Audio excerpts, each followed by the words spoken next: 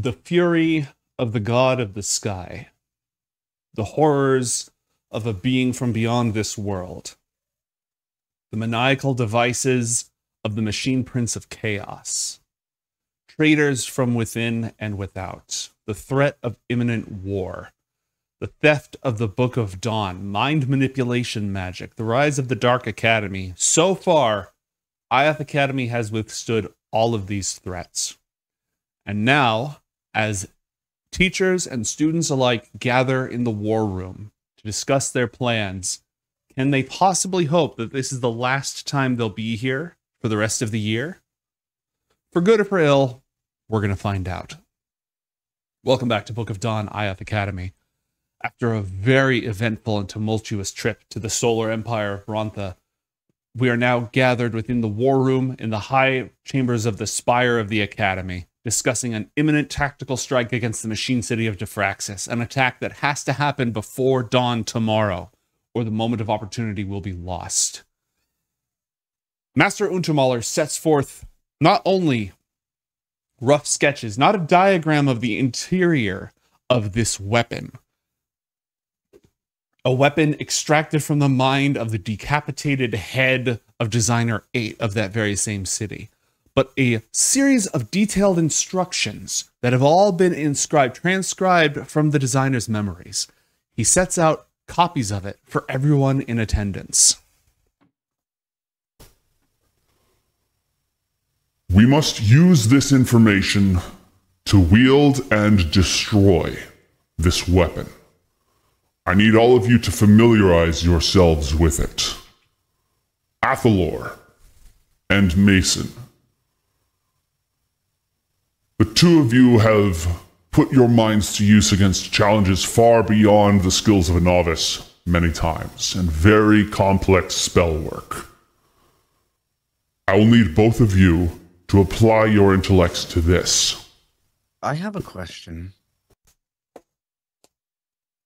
I've just been skim reading this, but I don't understand why this is titled a multiplanar focusing array.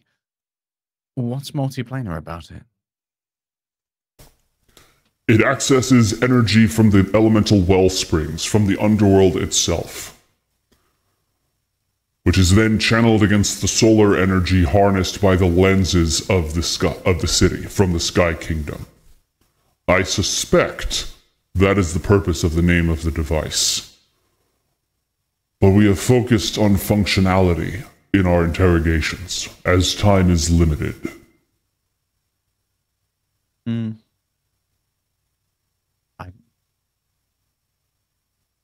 I understand that much. I just thought that it seems a little bit central to the title, just for noting the fuel source. Without direct access to the device, I don't know what else we're going to be able to determine in the next few hours. Perhaps keep that in mind when you have your hands on it.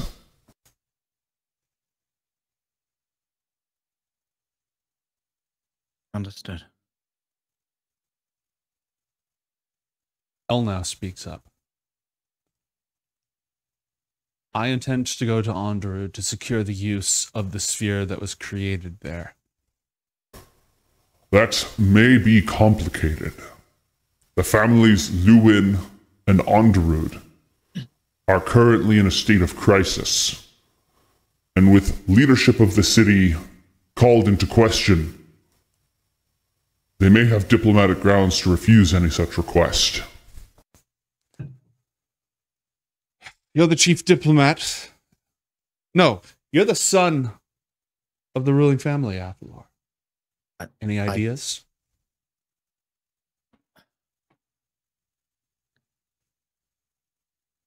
Well, I'd imagine that House Lewin don't want to be seen to try and keep these kinds of dangerous things in the bounds of Underwood when it could cause planar disturbances. Perhaps a worthwhile approach would be to talk to my family first and create a facade by which the Lewin family could essentially give away the sphere of annihilation from under them as if the Lewins were allowing a tool of the Underroot to be taken. Make them think that they were hurting us. Good. Good. Athalor, that's good work. Untermuller, set the seeds. Bring Athalor in wherever necessary. Assuming we obtain possession of the device, Garnet,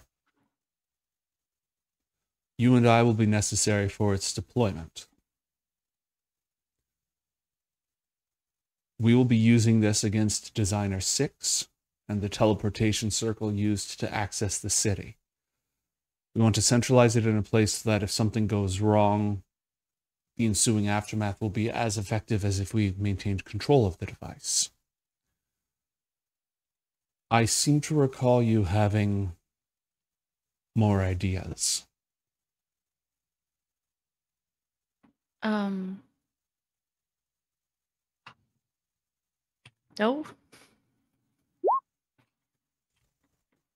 Very well.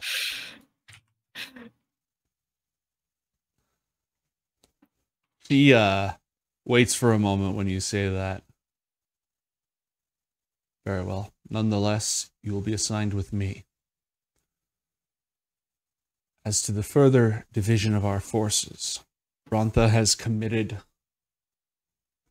a unit of Phoenix Knights who will fight alongside our wardens to shield, protect, and aid any of us who fall in battle.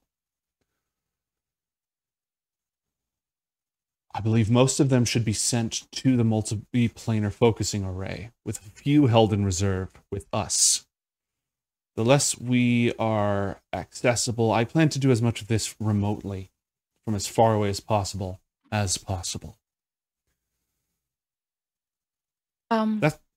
Sorry. I would Yes. be against any Bronthans during our operation.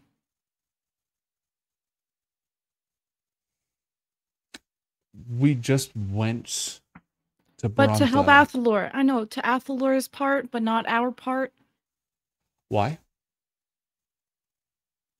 Well, I just don't want to use void magic in front of them. Yes. I agree. The Academy doesn't need any suspicion to fall on us at this time. Wardens with us. Phoenix Knights with your group. Untermuller, you'll be leading that group. We'll divide remaining Mointiori according to need and have healthy contingents of war mages with each group. Obviously, this isn't all the details, but we have preparation to make. I am inclined to dismiss this council to go to work on those preparations. By sunset. Yes, Athalor. We should attune Mason to Redknop's orb, and this might allow for Mason to act as an alternative targeting system if we end up with complications during the calibration phase of this focusing array. Good. Take care of that. What else?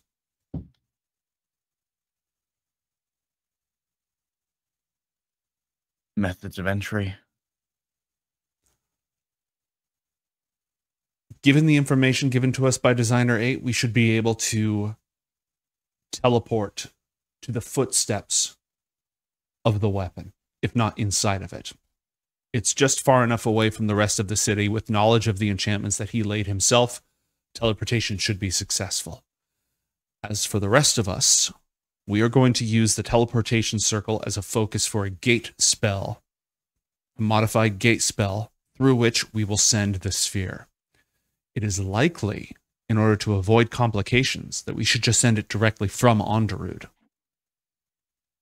Every time that we transport it, there's a chance of something going horribly wrong. There's no reason for us to send it to IOTH Academy, then where it could explode in the middle of our home, and then to Diffraxus. Minimize chance of disaster. Garnet and I will both be in Onderud for that portion of the operation. What else? Are we worried about civilian casualties? We'd like to avoid them. Designer 8's weapon is far enough out of the way that I'm not concerned. Where we apply it, how we use it, and how we use the sphere could put civilians at risk. Unfortunately, it's very difficult to tell the difference between civilians and combatants in Diffraxus. I was just wondering if dropping the voidlings from the carpet as your remote idea, if we keep that until the lens is dismantled or reconfigured, or if we want to go in stealthily and then once, you know, shit is hitting the fan, then we go up on a carpet and just focus on more AoE. My current thought is we simultaneously deploy the team to the multiplanar focusing array while we send the sphere into the city through the teleportation circle. They'll be focused on the one, they'll have no time for the other. As for dropping voidlings on them, we can hold that in reserve as needed. If we need to introduce the attack with that, or as a follow-up, or a reaction to enemy action.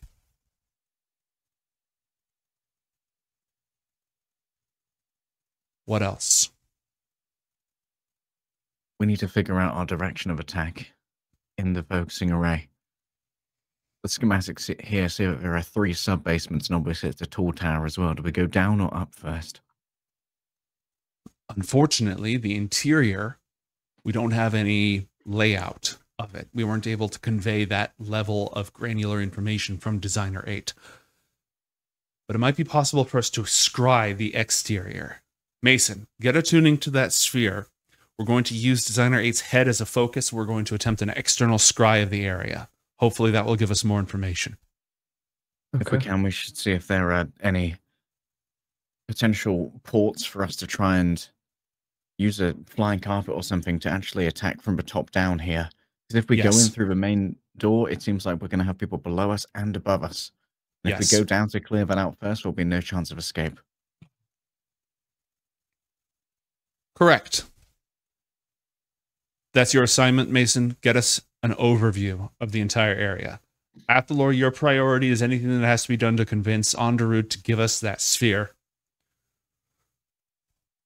Garnet, any other preparations, any other clever ideas that you have? Focus on those. I'm sick of losing. I'm sick of losing people. I'm sick of losing pieces of our home. I'm sick of losing ground. I intend to deliver Diffraxus a blow from which they may never recover. And if they rise again to threaten this school and its students, let it be 3 headmasters from now and hundreds of years. Dismissed.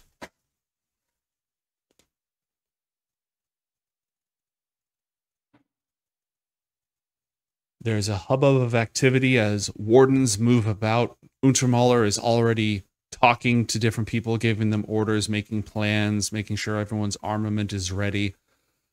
Garnet, you haven't been given specific instructions. Mason, you've been asked to attune to the orb. That's going to take about an hour.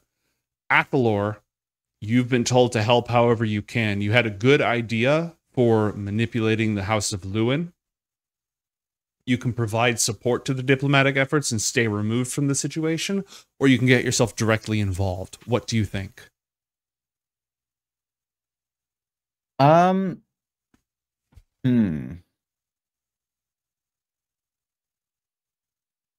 I think more like a supporting thing. I think that Apple is going to be very much more concerned with the mechanics of the focusing array, because he believes that if he ends up unprepared for this, then a lot of people are going to die. Entirely possible. Okay. Then what I'm going to do is I'm going to go ahead and get your scrying on. I just need to make sure I'm not hiding anything. No, we should be good.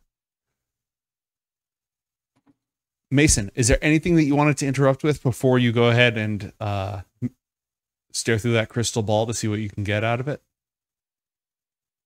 I don't think so. I think we just tune to it and scry away. Then let's take a look. That's intense. This is the multiplanar focusing array. What you see right now is the primary lens. It's used both for accepting solar energy and deploying energy. In the top left, you can see the forces of Diffraxus. This is think of it as a mini-map view. Their siege engines, some of their fodder legions, a variety of different military forces preparing to march. As for the rest of it, this is literally what you see. Garnet, if you'd like to be present for this scene, Athalor, if you'd like to be present for this scene, you're all welcome to.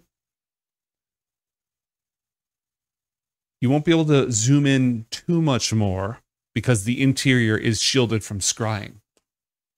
But as you're analyzing this, feel free to ask questions or focus on particular areas.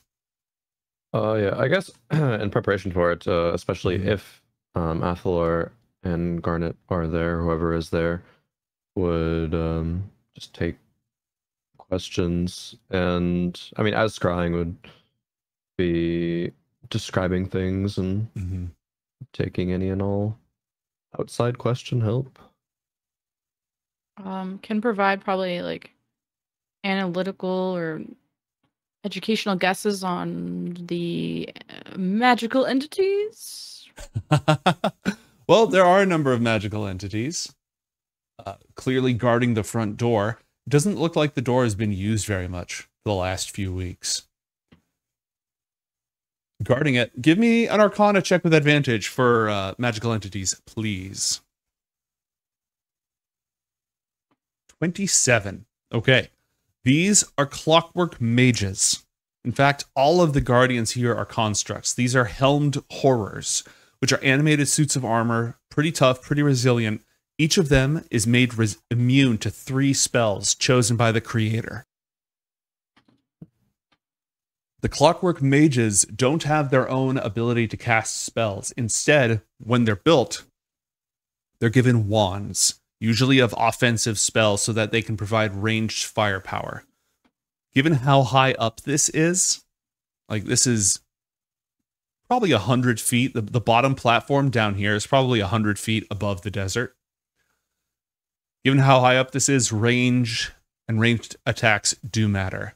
These are 2 clockwork soldiers who fight best when they are in large numbers. There only seem to be 2 of them. And these are 2 suits of animated armor. Roughly speaking, they're all constructs. They all have immunities to certain mind-affecting things. And they put the nastiest things at the top. Would we know the immunities ahead of time? Yeah, with a 27, yes. Charmed, exhausted, frightened, paralyzed. The clockwork soldiers are immune to poison and psychic damage. They have no minds and they have no bodies. Same with the animated armor. The helmed horrors are immune to force, necrotic, and poison damage. And similarly, can't be stunned, charmed, paralyzed, all sorts of stuff like that. The clockwork mages are also immune to poison and psychic, but they're vulnerable to lightning. And none of them can be charmed, none of them can be exhausted, frightened, poisoned, stunned, or unconscious. They don't have to sleep, they don't have to eat, they just stand there guarding this thing forever. And only the mages are vulnerable to lightning? Correct. The rest of them have no specific vulnerabilities, except the animated armor is the least well enchanted. The enchantments that animate them are the sloppiest. So in an anti-magic field, they fall apart, and if they're targeted by Dispel Magic, they can be shut down for a minute. And the magical items, would we be able to tell by looking at them what kind they are? No, the wands are usually stored internally inside their bodies or their arms and then rotated out to be used. So they can be replaced if they're expended.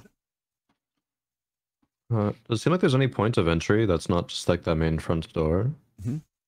Roll a perception check, please.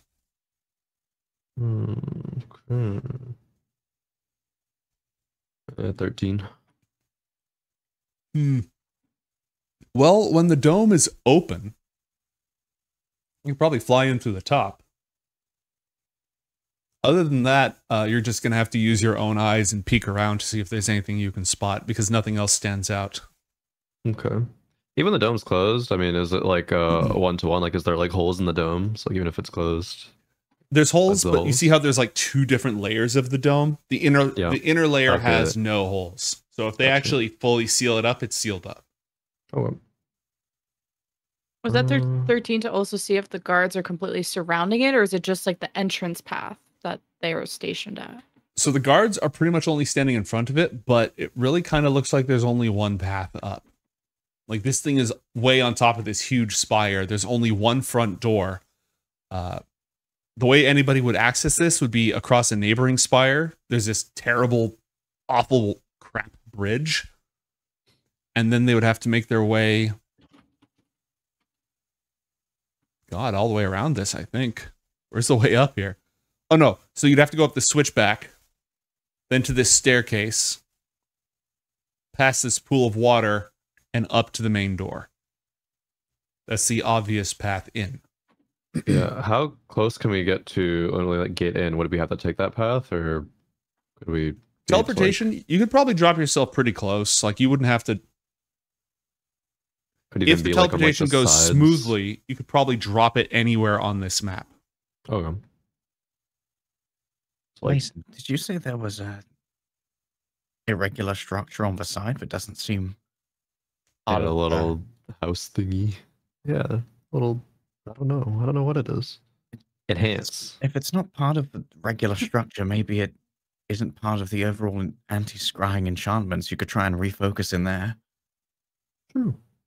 Would try. Okay. Roll an intelligence check for me, please. Huh? 11. You have inspo if you want to use it, or you can save it. Your call. Yeah, we'll use it. Oh, 17. Huh. You know, I just looked at this map again, and I thought, oh, that's just a silly little outhouse structure. That's not really on there. But as it turns out, there is something there. Let me whip up a quick orb. Oh shit. Let's go. You Or- just zoom in and someone's shitting in there. An actual outhouse. Designer Oh, no. 7. Ah, the design has not smiled upon me into all my bowels today. All right, controlled by all players, has Anachronous sight. moves in mysterious ways. And there's some candles in there, so I better put those on there. Yeah, I didn't have this prepped because I didn't expect this. So give me 1 second. I'll have it all ready for you. Candle, candle, candle, candle. Screw it. I'll just drop this in here.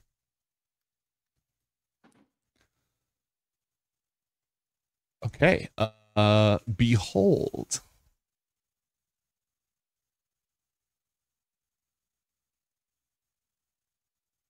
Nothing. Huh. Nope. There we are. Something. Okay. It's a little room. Oh, so whatever this room is, it's the little outhousey looking thing, and it's not Mhm. protected by preventing scrying magic. Okay. You'd Taking think a it closer would look be, but it's around, not. like, taking a closer look around. I guess like the papers on the desk or something. Are they indicative of anything? Yeah. Roll a investigation check, please.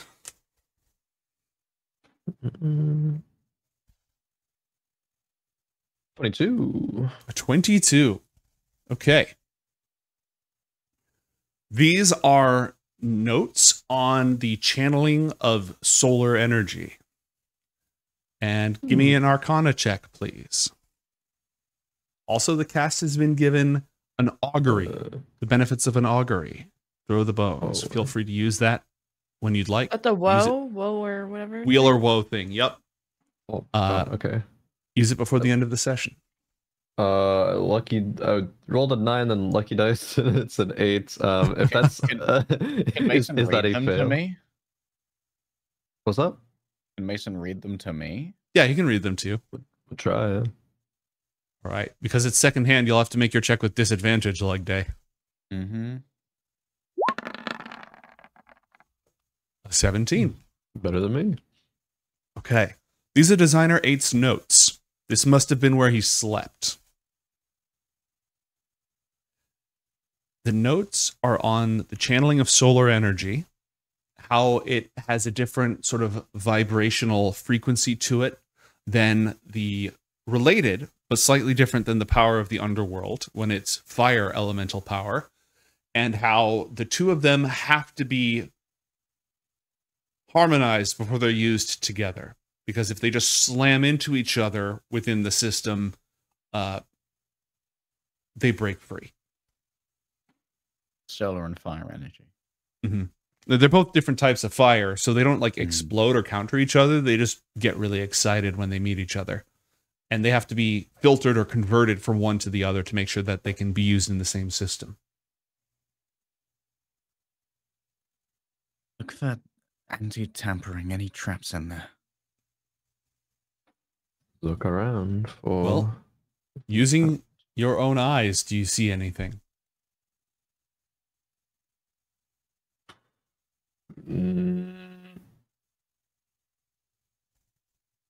It's the Nothing fried seems egg of obvious. anti-tampering. That fried egg is very rotten. It's been there for a while. Yeah, does it kind of just seem like, oh, this place was in a state of like someone was using it and all of a sudden they're just like gone from it? Mm-hmm. The fuzzy and so- slippers of evil. Yeah. And so it doesn't look like anyone has like come in after and like messed around. Okay, so yeah, presumably not then. This door probably leads into the first floor of the facility. Give me another perception check, please. Sure. Also, there's like keys on like the desk or something. There are, right? and those are in fact All there. covered. They're very Okay. big keys. Very big, like iron keys. Those seem useful. All right. Sorry, what check did you ask for? Perception? Perception. 21. Looks like the rug in the middle of the room is partially covering something. Oh, true. My eyes are broken, but Mason's should not be. That it does. Would relay that.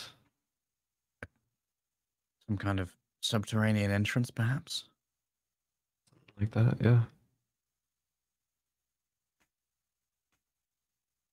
Then other doors, I suppose. If I just scry into those. Right here, we can probably teleport here as well. I think this Sure. would be a better entry point. Definitely. And with access to those keys, maybe our progress through the tower will be a little bit faster, not only determined by resistance, but by how quickly we can get through those doors as well. Mm-hmm. Maybe it'll Those- lead in there from here. Those notes will be helpful. It seemed like you made some sense of them, so I believe. Could I scry into any of the other rooms of this place? You can only scry into the room to the north. Into the north? Behold try the it. mystery. All Actually, it's things completely dark. darkness. You can't behold Can't anything in there. see shit. Behold the mystery. Okay. Nice. Oh, this is shit.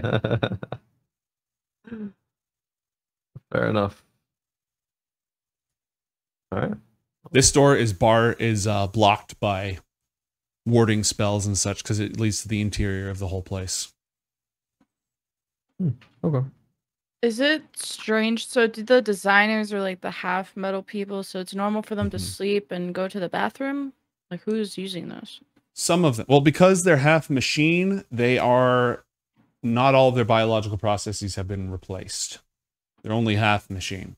So a given designer might not need to breathe anymore if their lungs have been replaced and they've got something to like oxygenate their blood, but they might still need to eat, for example. It all depends on the specific modifications that have been introduced to that creature. Anachronous says everybody poops. Disadvantage in chat, please. Alright, so yeah, it seems like here would be the best entry, and maybe the keys will unlock that door or the potential trapdoor or something, and we can go there, be relatively sneaky, quiet, bar the door from the outside so the guards can't come in and stop us, and then take control of the lens. We could try and replace the back wall of that toilet as well. See if we could create a quieter exit on our way in, so that we don't have to bust out the front door. Yeah. The entire building, from what you said, didn't seem overly reinforced. It's a more ramshackle addition compared to the more grandiose design. Yeah. Which I've been told is inexorable. Mm. I'm just taking you back outside so you can look at the. I mean, I can like put you back in. zoomed in on a big guy. I zoomed in. I was like, oh my god. Yeah. I guess just to clarify, yeah, that room that we were just in, nothing seems like super stable. Like we could break out of there with some like magic or something. It just looks like it's like a little wood addition. Like the place wasn't built to have habitation, and they added habitation as an afterthought. And check out this poo pipe there. That's a big one.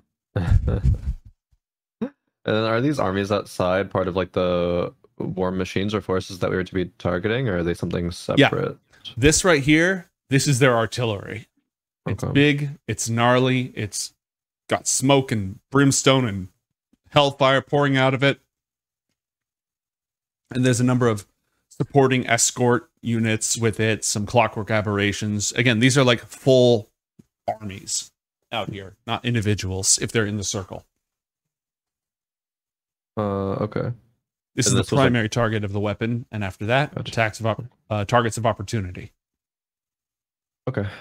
So in terms of like recalibrating and moving the lens, so say like if we get it pointed there and destroying that, would there theoretically, from reading the notes, be like, would it take a long time to like, maybe we don't really know, but would it take a long time to like recalibrate it to like the next target? Could it be like, oh, there's something that's close enough to that that's also like a value target, so we can just like easily switch it to there? So this is on sort of the western reaches of Diffraxus. So the rest of the city is over here. It's almost in the opposite direction of the weapon. Okay. Other targets you could hit would probably be outlying outposts, maybe some of the big lens arrays on cranes, but not like hard targets deep inside the city. Yeah, high value, like, oh, the designer lives there, let's blow him up, sort of stuff. Yeah. So it all depends on how fast it can turn. Okay. Which I guess it didn't mention. Correct. Any of that in the notes. So. No, the instructions were, and if you're in our Discord, I'll go ahead and post these for you as a little text file. But yeah, the instructions were almost entirely about making sure that the whole system is pressurized, accumulating power, focusing the power, aiming the thing, safety instructions to avoid bad things happening, things along that line. Didn't talk about maximum range, etc. Okay. Unless I missed it, it just said, I mean, the big point of calibration should not be performed unless the mechanism is pressurized. But it doesn't say what will happen if it's not pressurized, right? Correct. It did not say that. Okay.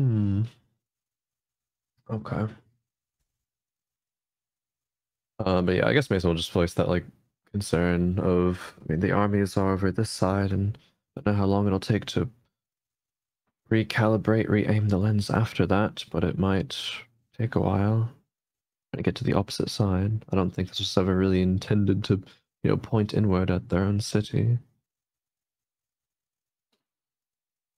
I have to hope that by that time, Garnet and Master L now have potentially already done a lot of the work for us. Well, if we can't use it against them, the second best thing is to destroy it, right? Yeah. That is one of the major goals. Destroy these weapons, as much internal damage as possible. Destroy, escape. The main goal, I will point out, is to blow up their attacking army. If you do damage to them before they can even hit IOTH Academy, you save lives. Save your home.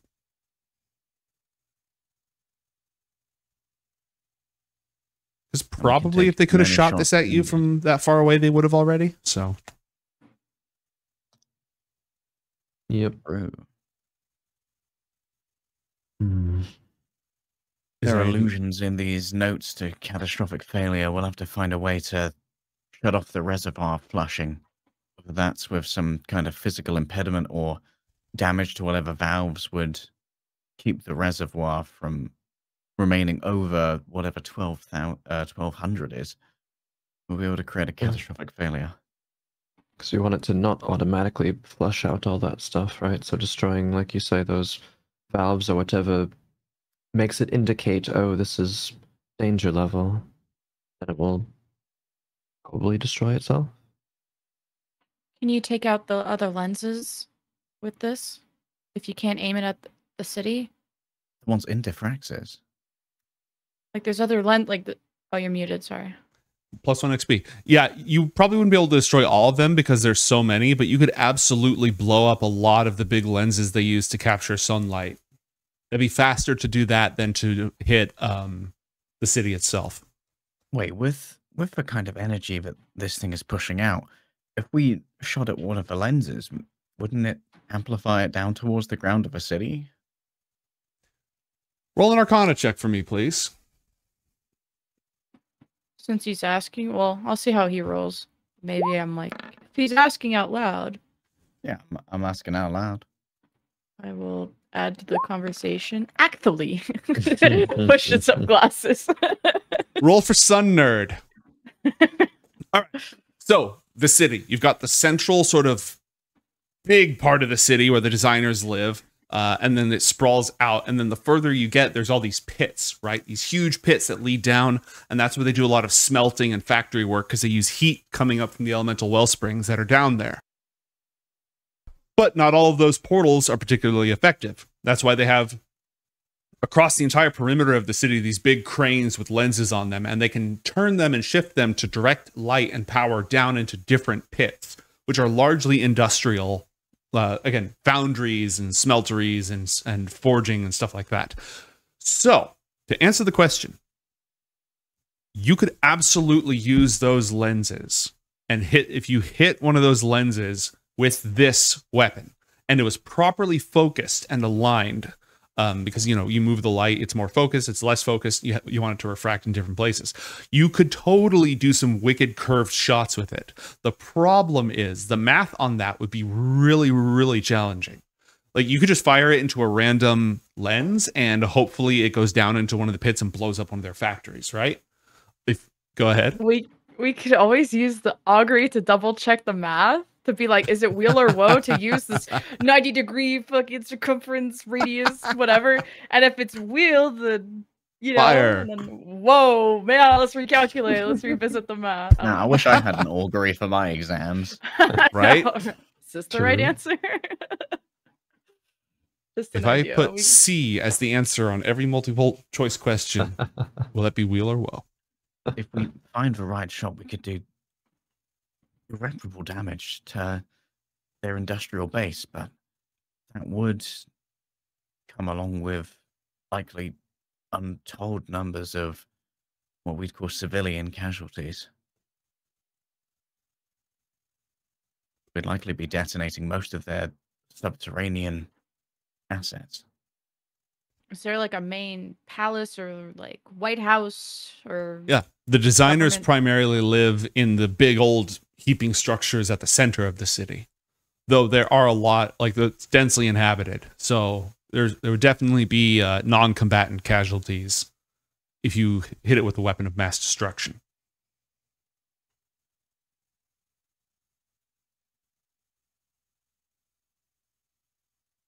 Yeah, well, it's a situation of them or us.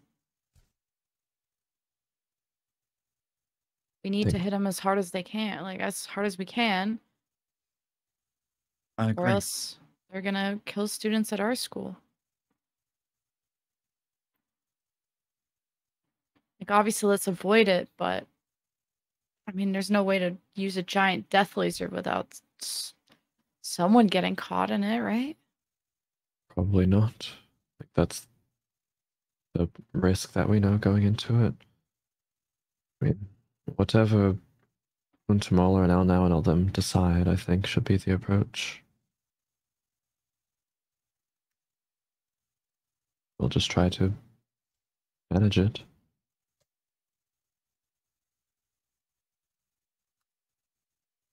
Is Elle now nearby?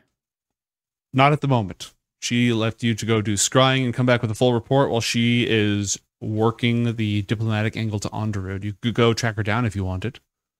What do I remember about the mechanics of the gate spell we've used before? Well, you're in the middle of the greatest institute of magical learning. You would be able to look up pretty much everything about it. You conjure a portal linking an unoccupied space you can see within range to a precise location on a different plane of existence. So usually in order to use this, you have to step through a portal to the underworld or use like a dimensional pocket. One of the reasons why Onderud is helpful. It technically counts as another plane of existence. So gate only works across planes. Right. You can't do a gate from one place in the same world to a different place in the same world. But the four kingdoms are close enough to each other that usually people can finagle something if they need to.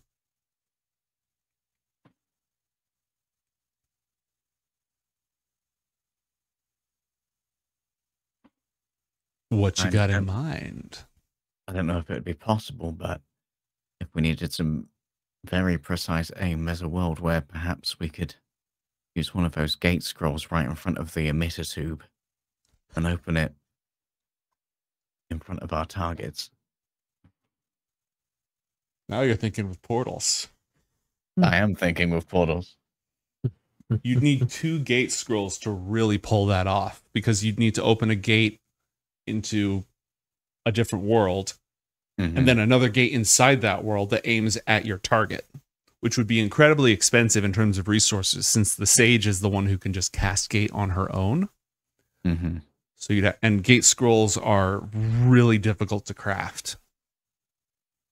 Not to say it may not be worth it. You just need to sell it with the right target. So we don't want to just use the lenses to just redirect the beam? That seems more doable. It seems much more doable. I'm just blue sky thinking.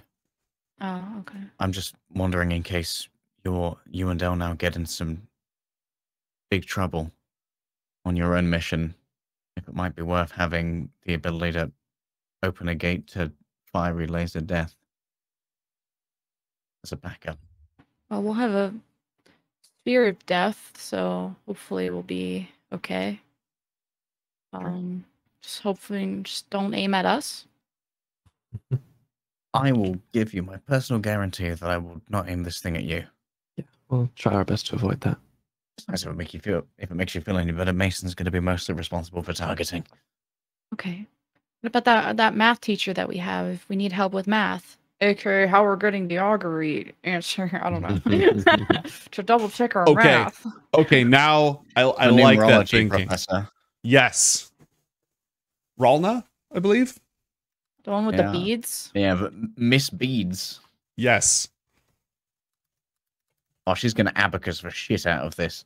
Just sitting there with her, like, 50 slide rules, just... She would absolutely help with the wellspring stuff, right? Yeah, absolutely. It's metaplanar geometry. All kinds of geometry. Yeah, you could totally get her help with this. Even if she's not, like, on site, she could just be sitting somewhere with Quill and such. Message style or sending style. No, not that one. That one. Well, to the left. No, a little back. Good, good. That giant death laser is just like...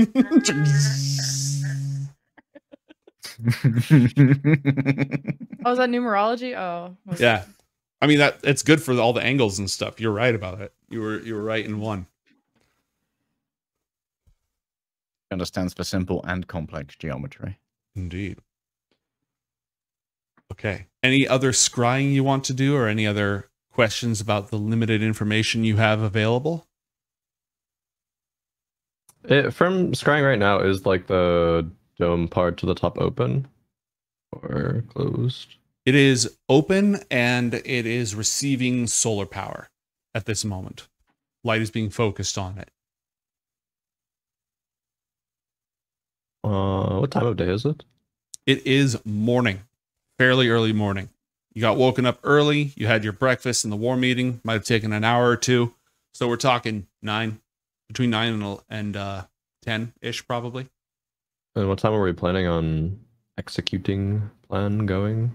Well, the war machines roll out at dawn. So Elnow's orders was for everyone to reconvene at sunset.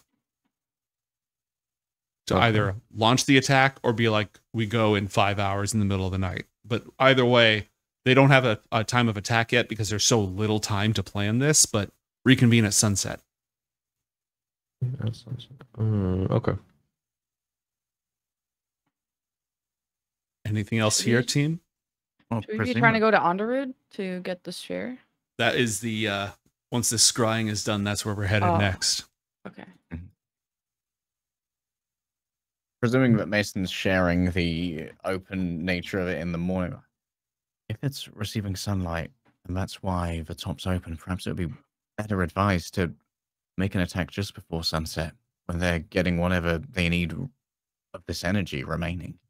Presumably this will be closed up at night because there's no solar energy to collect. Yeah. But then again, maybe it's not so much of an issue if we're just going to teleport into the designer's bedroom. Well, if we're going to use lens for destruction, well, I want Entine to like open the dome and then, I mean, I assume it has the power that it's already stored, but is it going to be less effective at night or something? Can you refocus again onto the barrel? See if you can look down it and see if there's some manner of targeting console at the bottom of it, or if potentially it's going to be elsewhere. Stare down the shaft. Yeah, sure, we'll try. Okay. Looking directly down, you can see that the above ground of the structure, and I don't know a good way to show the map with, like, in order to go through this, but looking into it from the top, there's a top floor, which is basically what this is sitting on. Mm-hmm. And from up here, you don't see any complex controls on it. There are some handles for it to be manually moved, but there aren't any like control panels and such. There are stairs that go down to the next floor, the ground floor, but you can't see any further than that. Okay, relay all that.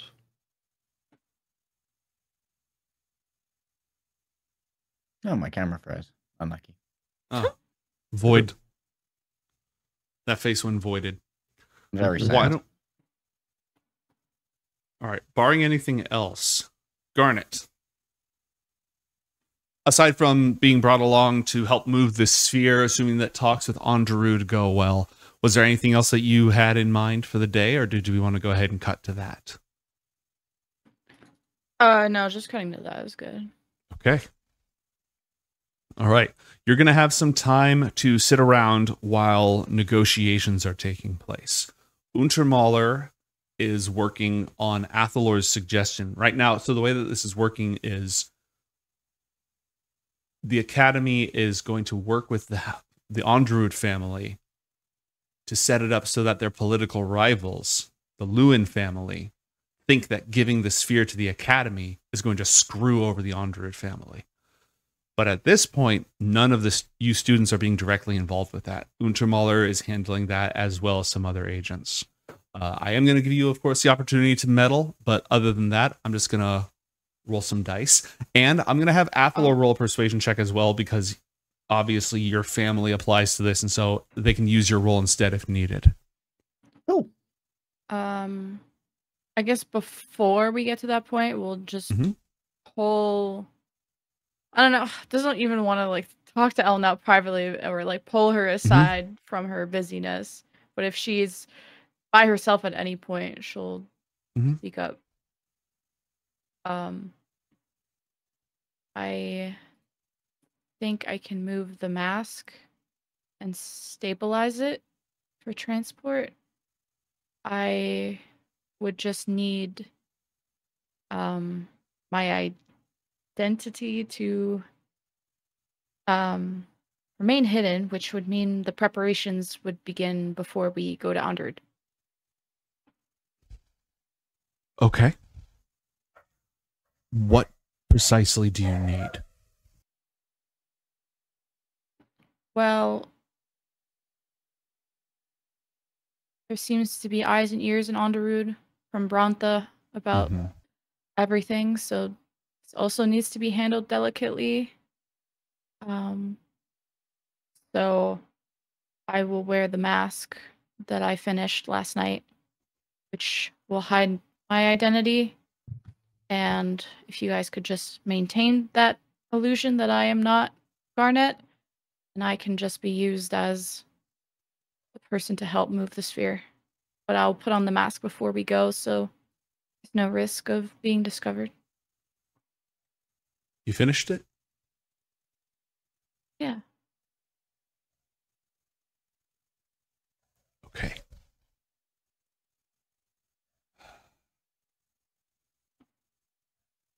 I want to know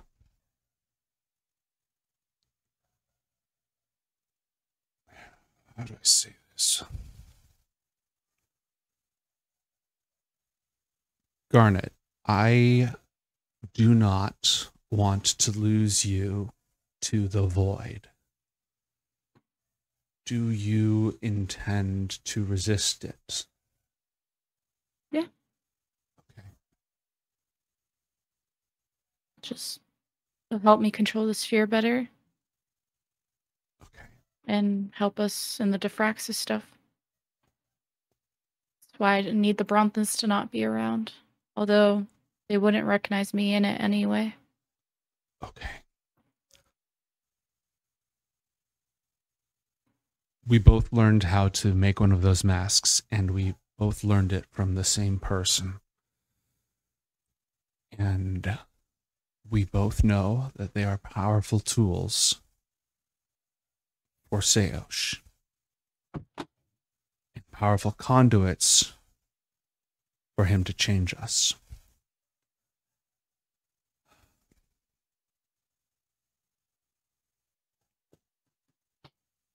I am going to trust you. Because I believe you when you say that that's not what you want. And I am going to trust that you have the strength to resist it. Can I insight check when she says trust me? Because I feel like, you know, we didn't leave off on a trustworthy note. Roll an insight check. 16. Okay, so huge doubt. Major press X to doubt from her. She does not trust you, but she does actually believe. I don't know. It's weird. It's super conflicted. You're having difficulty making head nor tail of it because you can totally tell she's suspicious of you and she doubts you, but she also believes what she's saying.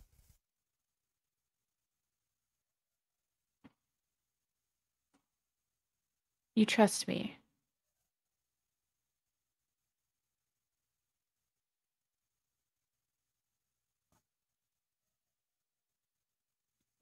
For this, yes. I trust your skills. And I believe you when you say that you're not going to throw yourself to Seosh. I don't believe what you're saying, but I don't need your trust to pull this off. You can just observe and have my back when we go to battle.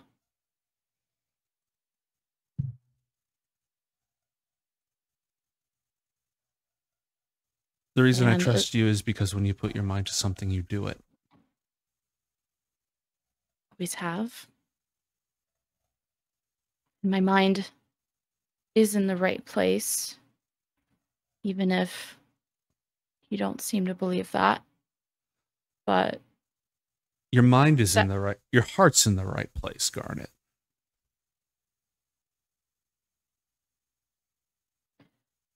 And I believe in that.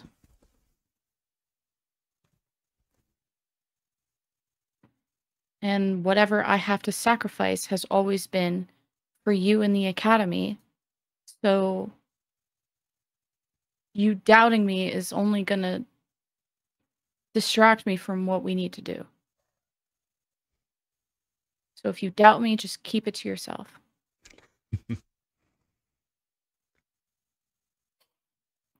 Okay. So I'll put on the mask before we transport, and you can come up with whatever covert name or reason why I'm there, but I'm there to transport the sphere. I think it would be best if nobody even saw the mask. We'll find a way to completely conceal or disguise you. Well, if talks don't go well, it's a great intimidation tool. Let's hope it doesn't come to that. Okay. If you want to kill the Lewin family. I don't even know if I know anything about these fucking families, so I'm just like, this is my sphere, and I want it now. All right. The party has been equipped with a scroll of invisibility approaching this upcoming mission. Now, speaking of said upcoming mission, are we good to leave the negotiation to the diplomat and company? Yeah. All right. Okay. Athalor, Can I make a performance roll for facade? no, because you're not going to be there yourself, right? Yeah, okay, gotcha. If you're coaching on how to approach this, that's definitely more of a deception or persuasion roll. If you were there in person, I'd allow performance. Gotcha. I'll just make a auxiliary performance roll to see if family get to use it. 16. All right. If Untermaler beefs this, we can use a 16 instead. He can't get higher than a 16. He's not our diplomat. Bruh. Bruh. Bruh rolled a 3. Look, Help him. okay, look, Miss rolled 3 ones tonight. You can... You rolled a 1 too. Yeah, 1. Actually, it was like 2, but I think you're still ahead, all right? So slow your roll here. For nat 20. I'm sure he has an inspo. Where's Mama Shimano with this? I have an inspo. All right, you can take the 16 or you can burn an inspo if you want. Your call. Can I burn an inspo for an Untermaler reroll? Yeah, I was gonna. So for Untermaler to reroll? Yeah. Yeah, okay, yeah, you can gift that inspo over. That's fine. Alright. If I roll a natural 1, I will laugh. No, I rolled a 19 for a total of big number, 27. Let's go. That's a value inspo right and there. you can have it back because guess who just gave Untermaler inspiration? Yep, it's Mama Shimano. Oh, it's the rebate. I've got the mail-in rebate, baby. Thank you. Okay. There will be consequences to this, as Untermaler will bring you up to speed when he comes back. It might complicate the situation with the Lewin family and the Onderud family by making them think that they have this weapon of war. Hopefully it'll play into Onderud's favor because they're the ones who know what's going on. But regardless, several hours later, around 1 o'clock, 2 o'clock, Garnet, you got the call up from El now. We are heading to Onderud to take care of this. All right. Disadvantage has just been inflicted on the Lewin family. I'm just going to roll a quick faction insight check. A 12 and a 17, so we'll take the 12. Okay. All right. So they're going to bring you, but they want to bring you in disguise and not a magical disguise, Garnet. because there's too much true seeing, too much, you know, anti that nonsense here. That's the problem with, like, in a normal D&D campaign, you go to a lot of normal villages and kingdoms and castles and stuff where everybody isn't a high level spellcaster with tons of fuck you magic. But here we are. Can I just get like a warden sword and I look like some warden captain? Yeah, but you have to wear this helmet too. Dark assassin. I look like just a big final boss. He's like, we brought the it's me, the enforcer. That's me, the enforcer. Built like a teenage girl. I'm your worst nightmare. That's your new subs. That should be your new subscriber sound. I'm your worst nightmare. All right, give me deception or performance to play the part. Me? Oh. Yeah. There are eyes and ears everywhere, after all. Can I add my I have a debate club. Is that deception? Yeah. Yeah, we'll allow that. I'll just throw that down. Oh, 15 helps. Okay, 15. All right. Well, the disadvantage against House Lewin pays off. When you get there, you are brought back to the same mortuary where you last saw the sphere. Except that by this point, most of the building has been torn apart and the basement, like the street has been torn up so that it's this big old open structure, except that now it's been reinforced. It's like they've created this metal structure around the sphere, which is sitting down in this pit, surrounded by adamantine bars in a cage of very similar make to that of Elnau.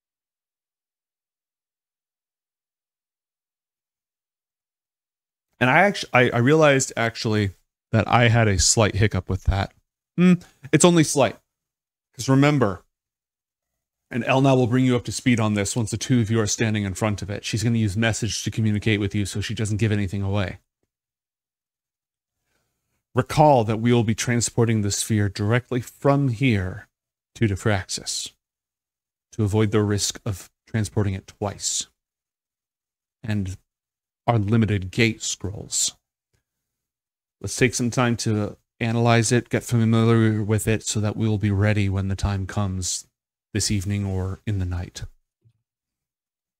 Now, you're not currently equipping the Void Mask, right? You're just wearing your disguise and you have the mask in your pocket? I was hoping to have the mask on, so if the disguise, they see through the disguise, they'll just see Armor Bitch. Okay. And then we got plan B of, this is not Garnet, you're fucking with void magic. Give me a new insight check, please. Oh, finally! Oh! Okay. Yay! She is super uncomfortable talking to you because of the armor. It's the armor. She is scared for you. She is really worried about you. And she is doing her best to cover it up and not mention it and not talk about it. The mask is like really upsetting her. But she keeps her mouth shut. Wearing that mask, you feel like there's, even though you're looking at the cage, it almost looks thin and less real than the sphere itself. It feels like the new center of gravity in the room. You could turn your back on it and walk away from it, and you'd still know exactly where it was because of the pull that it has. You can feel your own thoughts revolving around it and vice versa. Already you feel you've tried to control spheres of annihilation before, so you know what it feels like mentally. Just wearing the mask, you feel like you've got one foot in that mindset, in that experience, in that mental space. That said, it will be harder, safer, but harder to move inside this huge adamantine cage that's been built around it. If you really want to move it, you're going to have to open up the cage. Or get like some really strong people to yeet it through a portal. So we can't just like portal it from here? So the portal is going to open in the air. Oh, not kind of like below the. We can't like aim it below the ground, so just. So you just drop it. That might be possible. That might be possible. The thing is, I mean, I'm gonna open adamantine, it. adamantine is so strong that it may not break upon impact. And yeah, if I was this, figuring it would drop through the portal and just like land where we want it. Mhm. Not loud, but I'm also down to open it because she probably wants to test out the mask and make sure that they, out of character, the rolls go well. She is not suggesting that. It's a logical idea, but she has not brought it up. So she wants to keep it closed, or she just. She's doing her experiments and sort of like getting her feelers and sort of attempting to move it even while it's in the cage, which is impossible, but sort of getting that mental touch. Just like push it. It's way larger than the one that you first created, which means it's going to be more challenging to move. So it's almost like she's being very ginger and just sort of walking around and testing it and poking it and reluctant to let it out of its cage. She'll wait because she feels like maybe she'll be more reassured Mm-hmm. if she knows what's going on, and then when she maybe is stumped or alternatively has an idea, then You got a natural 20 on your insight. She's putting it off. she's delaying. Mm-hmm. Like waiting until like the other team is in position, kind of delaying. She does not want to test the mask on it. So I guess I'll see her like, oh, she should have like figured this out by now, and Mm-hmm. she says, "Are we almost done? Are we gonna open it?"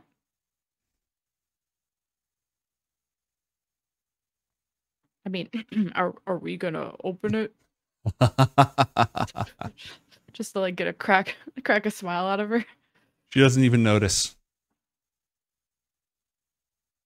Garnet doesn't know this. Garnet might just feel sad. But when she speaks with the void mask on, her voice is already changed. Oh fuck. She will internally do one of those, yep, no getting around it, and start unlocking the various arcane defenses on the thing.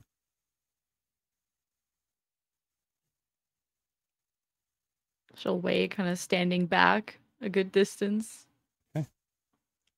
She will then stand next to you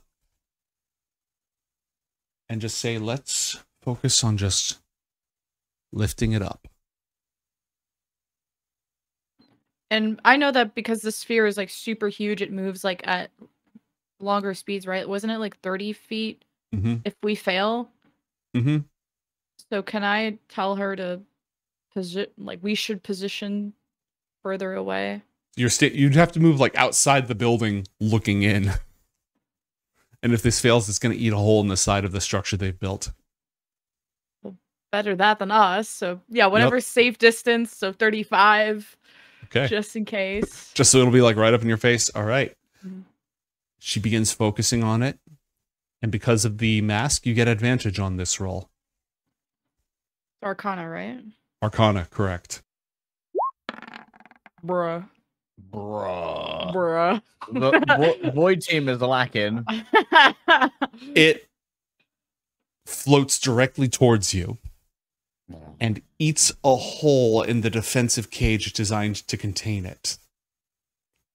And eats a hole in the side of the building and comes to a stop about 5 feet away from you.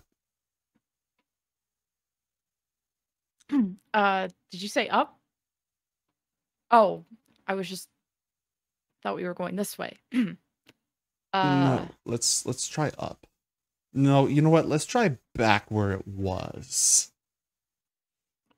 Should we go 30 feet away? Just circle around to the other side of the building so that you have plenty of space. But I think she's probably like, to explain the failure, she's probably just super distracted and like looking at Elle now and wanting to prove herself super bad. So she's gonna focus extra hard on this. You have all these roll. facial expressions and she can't see them because it's just this featureless mask. Yeah. Give me that inspo roll. Oh, let's go. Yeah, you're focusing extra hard, and it just answers you. It calls to you, and vice versa. And it floats right up in the air. In fact, if this was in the middle of combat, you'd have good control for like the next few minutes. So you still do. We're just not in the middle of the attack mission. She's just like holding her arm out, and inside she's like, "Oh my god! Oh my god! Oh my god!" So I don't think we've been able to successfully, or at least I don't remember the last time. Like once or twice, I think. Yeah. And only a few feet at a time. As the music soars and the camera zooms out on the sphere floating exactly where it's supposed to be, we cut back to IOTH Academy. And I have a scene in mind, but first I want to check in on Crowan and Leg Day to see if you had any scenes, plans, or questions before I move to that. The only thing for Mason would be after the scry to tell whoever in charge of the mission that like, oh, the dome accessible probably when there's light. If we go like too late, maybe it's closed, then it would take like extra time to have to like, you know, open it up and might like delay just the stuff in general. Yeah, we'll just express that and just say the findings. Okay. Mason, this contraption is going to take every last drop of mental potency that we have. I'm wondering if there's any way that we can try and expand the scope of your usual blessings in terms of the area or duration. In terms of my blessings, or what do you? Yeah, your circle. Yeah, that you pass the runes from. I wonder if there's any way to place it on a larger area, because it seems like the means to control this are going to be split across multiple levels and multiple locations, and we won't be able to benefit from it all the time. Interesting. You proposition. Mentioned when you were scrying there was some manner of runes on the central cannon. Yeah. Right? Central focusing array. Yeah, seem to be. Do you think from a scrying position you might be able to try and replace those with your own? Or at least overlay them? It seems like this all draws from that wellspring. Perhaps you might be able to innovate the building somewhat by utilizing the same channels that they do. Try to integrate a similar thing and have it on a wider area, but use that as the focus and the kind of wellspring energy. I take it these runes are to do with how they're channeling from wellspring to the apex of a building. There might be a way that you can try and intersect with that, piggyback off their own channels. I guess Gnomes, would there be any means that Mason would consider that as like a viable kind of path? I don't know if he's really ever done something like that before. Roll Arcana, and Athalor is big brain and has done a ton of this sort of stuff as well, so he might be able to open your mind to some of the possibilities. 17 on that. Okay. And you know, I'll use that inspo here. Yeah, let's do that. Okay, a 19. Roll the codex die. I want Mason to have a badass moment. Send it. Okay, a 22. All right. So the circle of mental blessings is you touch a space and it creates this rune circle on that space, right? Yep. And is that driven by arcane, celestial, draconic runes? If it doesn't specify, you can pick. I believe this was from like the celestial stuff, so I think it's celestial in nature. Okay. When you touch the ground, it creates like floating runes, right? Just glowing runes of light. Which is one of the reasons why it only lasts for 30 seconds. If you had a physical anchor, like if you actually carved the runes into something, then that power could last longer because it would now have a physical anchor. So theoretically, you could supercharge that spell if you could get access to the energy being drawn up from the wellspring. So that would be your energy source, right? There's four parts to casting a spell. First, you tap into an energy source. Normally, you tap into your own power, but you could tap into something bigger. Second, you accumulate that power until you have enough to create the effect you need. And you need to accumulate it inside some kind of vessel. Normally, that's just within, again, yourself, which is why when you're higher level, you can cast bigger spells because you have the capacity to hold on to more magical energy. If you're going to create an effect that is bigger than you could normally create, you need a larger vessel to contain it. How about not bigger, but just lasting longer, and so potentially creating more of them, but using like little bits of tapping into the wellspring there to just have like longer lasting, like not permanent, obviously, but just long enough to put them at multiple points where people need to be stationed. That might be possible and safer. But because you'd be using elemental wellspring energy instead of that celestial power, you would need some sort of a catalyst to make sure it sticks in that form. So if you were to inscribe the runes themselves, and so instead of just like, yeah, they're going to be floating runes, but you also put something there so it'll be like more sticky, put something there in each of those locations, then you should be able to run around tapping into this power and sticking your circle in multiple places. And that would allow you to have multiple iterations of the spell that last longer. Okay, so potentially feasible. Would just need to find a way to, one, have the sticky whatever circle or runes, and then find a way to tap into the energy there. Okay. Easiest way would be to literally just scratch them into the ground, but that would be both easiest and least effective. There's a reason why some spells require material components. It's because those material components serve as an anchor for the arcane power. So if you spend the rest of the day coming up with something you could use that would replicate or attune, harmonize well with your runes that you could put in these places, you might be able to have those multiple instances and buff a bunch of people at once. Okay, may as well start describing, I mean, these thoughts, revelations to Athalor, and say, would something like the quill that you use be something that would be able to make these runes, do you think? Have them be a bit more, at least semi-permanent? It could conceivably hold the energy, yes. Okay, that could work then. I can make a bunch of them, and that would help out a lot, I think, yeah.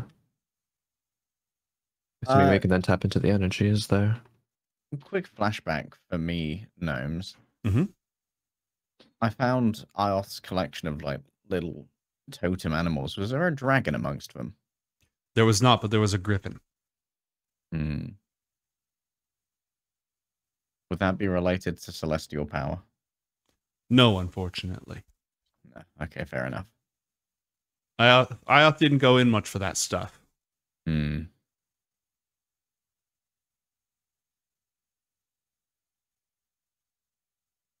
could handle something like that. That will give us mental acuity we need to try and make sense of something so quickly. Yeah, makes sense. I guess we just need to set it all up there quickly once we get there. Be some people trying to figure out how to do the stuff, and then while I'm running around prepping the circles, and then hopefully by the time they're both done, we'd be ready to execute on firing the lens and have the circles already. I've regained my ability to create a telepathic link, so you could definitely essentially drive my means of controlling the quill to put down your own runes. Okay. It was lost to me when the mind blanks. But not so much anymore. That's no longer the case, right? Is that okay? I mean, I guess it has to be, but... We can even supercharge your first circle to make the next ones easier. I can take some energy from the elemental wellsprings in the archmages tower, and that would give you near unfathomable energy for the first, just to push your mind through what I imagine would be a lot of strain to make the others. Yeah, that makes sense. Would there be a way of using some of that energy, elemental energy, to kind of access more there, make it easier to access the one that's already like a starter culture or something? Kind of, yeah. There is a gateway to the elemental energy of the underworld. Yeah, we could have some fire energy from that, and then try and use that as a starter culture. Certainly. Okay. Seems, I mean, hopefully it works out, but if it does, that seems very doable. But yeah. Athalor flags down one of the seniors. Mm-hmm. Oh no, there's going to be some of the head office alarms going off.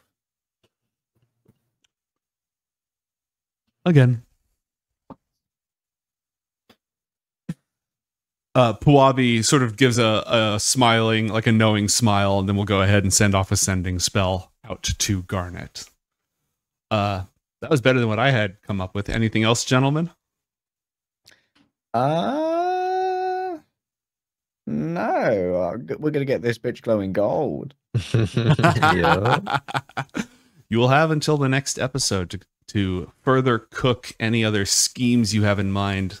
And also, the Academy will have to decide if they're attacking at sunset when the aperture's open or something else along those lines.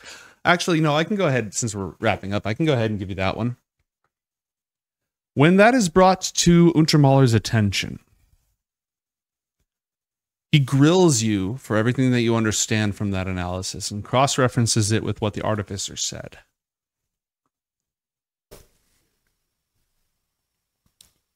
This gives us a perilous choice, Athalor. If we strike in the night, it is likely our foes will be their most vulnerable. We can't truly know how long it will take for this weapon of theirs to arm. But perhaps if we struck at dawn,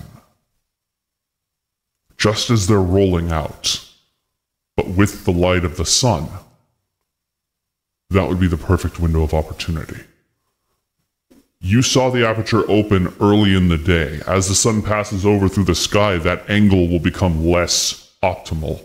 And sure, they can redirect it with their lenses and such, but already the light is dimming.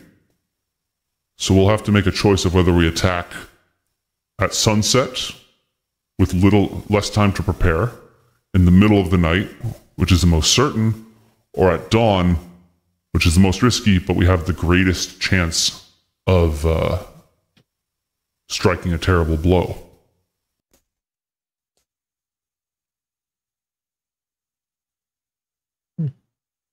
It also depends on the status of our concurrent team effort. Speaking of our concurrent team effort, Garnet, for the next few minutes, you can effortlessly move this enormous 10-foot radius sphere with your mind. It's, again, almost effortless. It's like a cat playing with a ball, except that this is a hole in the universe that eradicates everything that it touches. I think just to like slightly flex, but also be happy with herself, she's gonna walk up like right, not too close, but let's say within 5 feet, and just like use her hand to just move it around effortlessly without. Is this like with her assistance, or is this just me with? At first, it was with her assistance, and then very clearly, that mask and your own mastery is like, it's like when two people are lifting a table, and then you're like, no, I got this. I don't need, you know. Exactly. So yeah, she'll probably like effortlessly move it around and look back at her and ask her if she's thinking it's time to go, or what the timing is on transporting this.